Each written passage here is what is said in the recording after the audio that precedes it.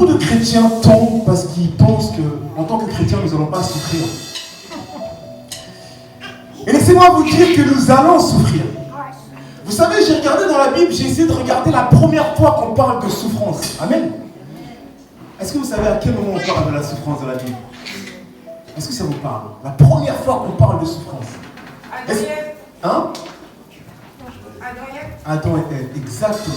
Et nous allons le lire, parce que j'ai voulu vraiment comprendre d'où venait la souffrance. À quel moment Dieu nous a parlé de la souffrance? Dans Genèse chapitre 3, verset 16, la Bible dit, il dit à la femme, j'augmenterai la souffrance de tes grossesses. Tu enfanteras avec douleur et tes désirs se porteront vers ton mari. Il dit, j'augmenterai ta... Aidez-moi sinon je vais m'arrêter là. J'augmenterai ta... Amen. Ta souffrance. Il dit, j'augmenterai la souffrance de tes grossesses. J'augmenterai veut dire que la souffrance était déjà là. Et à cause du péché, à cause d'Adam et Ève, Dieu va augmenter leur souffrance. Mais la souffrance était déjà là. Puis il dit que j'augmenterai. Donc, femme, il était prévu que vous soyez dans la souffrance. Cela veut dire que nous allons souffrir. Cela veut dire que la femme devait souffrir. Mais maintenant, il y a la péridurale, c'est ça, hein? Oui. La péridurale. Maintenant, il y a la péridurale. Mais c'est pour ça que, vous savez, avant, je ne comprenais pas. Maman ici présent, comme femme, Fanny était enceinte, elle dit, il ne faut pas prendre la péridurale. Hein. Attention, il ne faut pas prendre la péridurale. Et je ne comprenais pas pourquoi elle disait ça en fait. Je dis, mais maman, attends, elle a souffert la pauvre. Et maintenant, je saisis en fait. Maintenant, je comprends.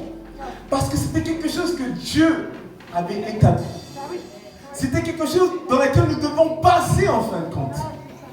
Et vous savez, nous les hommes, nous allons bien tout gérer, tout contrôler, même la souffrance. On veut contrôler nos souffrances. Mais maintenant, je comprends, maman. Je comprends. Je ne suis pas à sa place, parce que tu souffres, mais je comprends. Amen.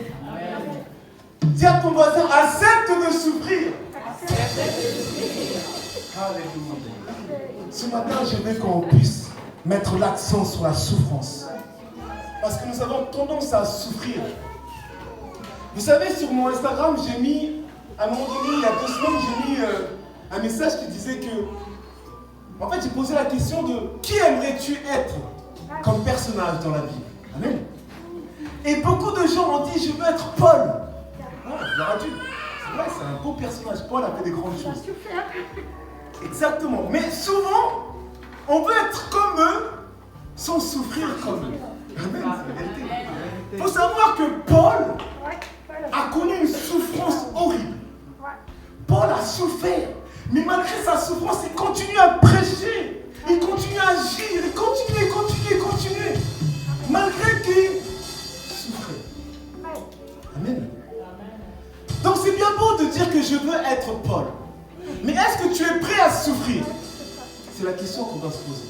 Est-ce que tu es prêt à souffrir pour Dieu? Étienne s'est fait lapider à mort. Tout simplement parce qu'il prêchait l'évangile. On l'a lapidé à mort parce qu'il prêchait.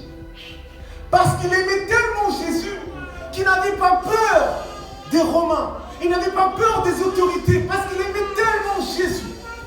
Il avait tellement une âme pour les sauver. Il avait tellement une âme pour toutes les personnes qui ne connaissaient pas Jésus. Alors que, malgré qu'il pouvait mourir, il a décidé de prêcher l'évangile afin que tout le monde puisse être sauvé.